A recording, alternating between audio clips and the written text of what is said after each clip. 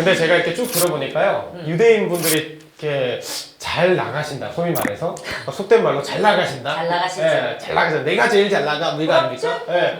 근데 그 이유는 어떻게 보면 대단하기도 하면서도 좀 마음 아프기도 한 게 그분들은 쭉 인생이 실존이었다.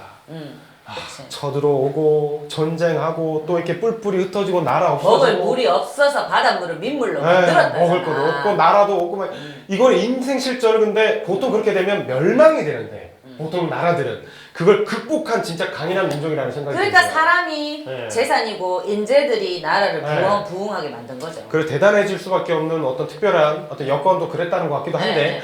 자 그렇다면 또 이야기를 해볼 게 뭐가 있을까요? 네. 그거와 함께 생각해 볼 거는 뭐냐면 네. 소프트웨어 교육이죠. 컴퓨터 교육.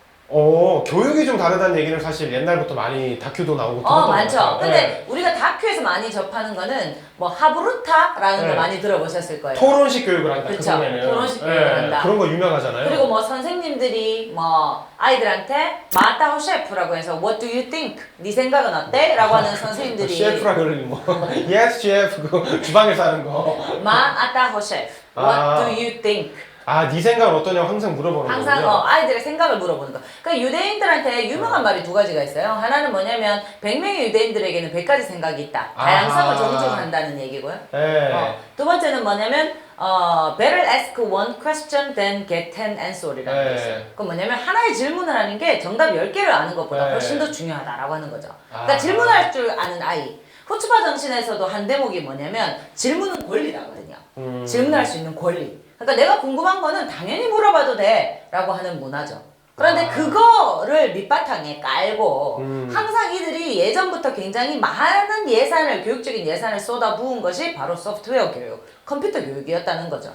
우리나라에 비해서 월등하게 높습니다. 저학년 컴퓨터 아이들부터. 우리나라도 그런 얘기 많이 하잖아요. 뭐 이제 어릴 때부터 코딩을 뭐 의무 교과 과정에 좀 넣어야 된다. 그렇죠, 그렇죠. 이런 얘기들이 뭐 나오고 있는데 지금 쉽게 들어오지 못하고 지금 있습니다. 학원은 있는데 네. 특별히 또 뭐 소프트웨어 특성화 고등학교라든지 마이스터 네. 고등학교라든지 이런 시도는 IT, 하고 있죠. IT 네. 인력 양성을 하기 위한 그 분위기나 제도들이 우리나라도 많이 생기고 네, 있습니다만 근데 거기는 전 국민이 워낙 옛날부터 옛날부터 네. 대비를 해왔으니 네. 이 4차 산업혁명을 지금 이끌고 있는 거거든요. 그치. 그러니까 그런 것들이 이제 의무적으로 다들 그냥 컴퓨터를 배우고 그쵸. 너 그 컴퓨터를 그냥 배운 것도 아니고 우리는 컴퓨터는 IT는 뭐다 이렇게 배우잖아요. 근데 거기는 토론하면서 인터넷 www 맞아요. 우리는 태정태세 문단세 뭐 이렇게 막 월드와이드 맞아. 웹 우리 또 노래 지어 불러요. 태정태세 문단세 그만해라. 이런 거 하는데 그만해라. 맞아. 근데 이스라엘은 태조가 좋은 왕이었다고 생각해? 어떻게 생각해? 이런 식으로 지금 가르친다는 그렇죠, 건가요? 그렇죠.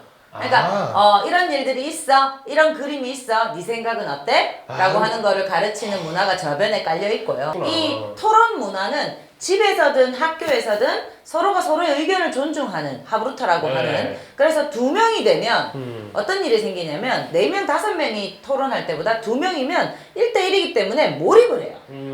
우리 둘이 얘기하는데 그렇죠. 따뜻할 수 없잖아. 맞아요. 못하죠. 그러니까 이 하브루타라는 게 탈무드라고 들어보셨죠? 예. 탈무드, 토라라고 하는 이 경전을 가지고 이 안에 있는 내용들을 서로 이야기해보는 거에서부터 시작된 문화인데 그것뿐만 아니라 그런 교육적인 환경 위에 소프트웨어 교육이라고 하는 걸 얹었는데 거기서 또 하나 사실 우리가 더 고민해봐야 또 되는 게 뭐가 있어요. 있어요? 뭐냐면 이 아이들은 이런 자기 사고력을 증폭하는 데 있어서 아니면 또는 아이디어를 내는 데 있어서 이스라엘 문화, 내 친구, 내 가족에 대한 문화뿐만 아니라 그러니까 시장 자체를 내수만 보는 게 아니라 처음부터 글로벌 시장으로 보고 가르쳐요. 뭐 미국에 있는 대학교 가는 거 또는 미국 사람들 세계 시장이 안고 있는 문제를 해결하는 거에 대해서 나는 이스라엘 사람인데 세계 글로벌 시장까지 생각해야 돼요가 아니라 처음부터 지도를 만들면 세계 지도를 아하. 그 대표적인 예가 그 지금 이스라엘에 있는 그 웨이즈라는 내비게이션 앱 아닙니까? 예. 우리나라 김기사를 다음 카카오가 650억에 M&A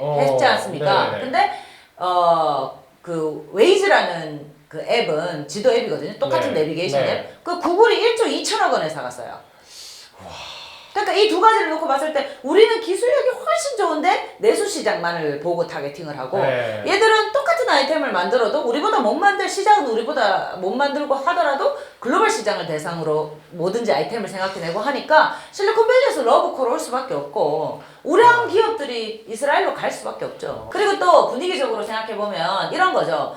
막 개발을 했어 2년 3년. 근데 네. 개발을 하다가 R&D 정책이 바뀌거나 담당 네. 장관이 바뀌거나 정권이 바뀌어버리면 네. 처음부터 다시가 되거든요 우리나라. 맞아요. 예산 바뀌었으니까 다 다시. 네. 담당자 바뀌어도 다 다시. 그렇죠. 네. 그런데 이런 다양한 아이디어들과 기술들을 이스라엘에서는 그 6년 책임제, 그러니까 한 6년 정도는 기본적으로 최소한 보장해준다라고 하는 또 제도가 있다고 하더라고요. 아, 그러니까 거기에 있는 뭐 경제부, 뭐 창업 스타트업, 뭐 이렇게 그 원장님들 이런 분들이 좀 그렇죠. 오래 가시는군요. 그렇죠. 연임이 좀 되고. 그 R&D의 어떤 연속성, 아. 보장 이런 것들이 조금 더 보장된다. 아.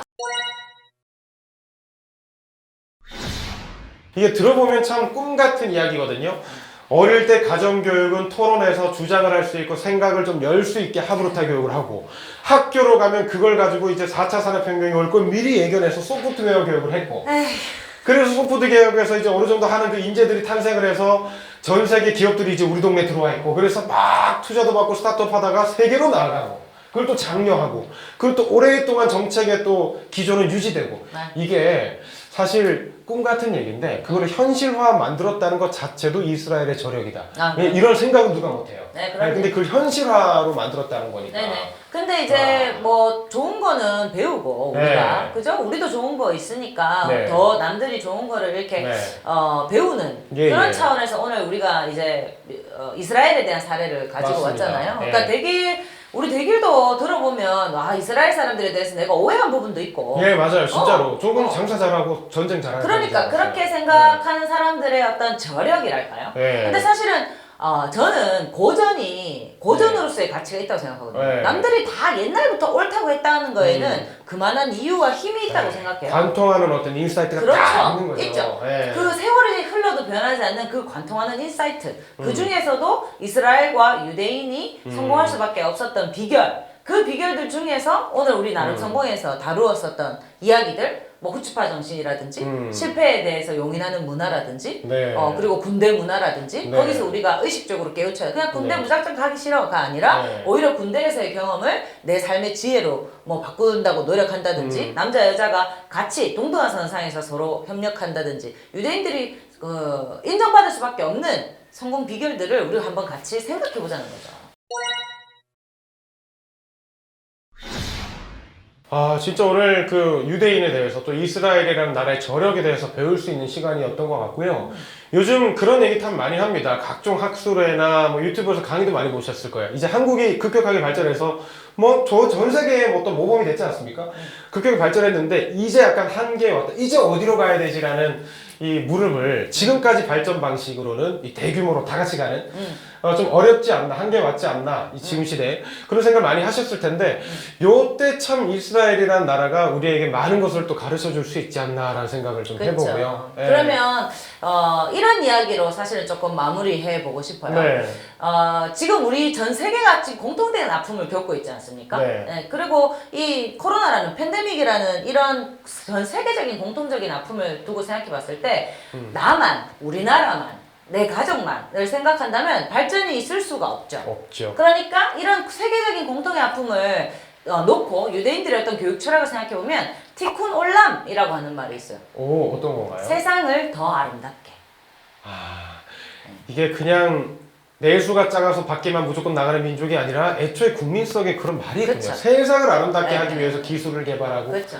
우리는 뭐 애초에- 개인의 안전과 출세와 우리 또 민족성이 좀 강하죠. 한국, 대한민국을 부유하게 이게 좀 있죠. 그렇죠. 네. 네. 그런데 세상을 더 아름답게 티쿤 올람이라고 아. 하는 말이 있는데 워낙에는 샬롬이라고 하지 않습니까? 평화, 네. 피스에 대한 이야기잖아요. 예, 예, 그러니까 얼마나 피스가 간절하고 세상을 좀 더 아름다운 곳으로 만들고자 하는 의지, 그러니까 그런 것들에 대한 의식, 사상, 후츠파 정신으로부터 우리가 조금 더 배우면서 오히려 실패에 좀 더 너그러울 수 있고 경험에 대한 소중함을 좀 더 아는 그런 네. 민족으로 거듭날 수 있다면 충분히 우리가 유대인보다 훨씬 똑똑합니다.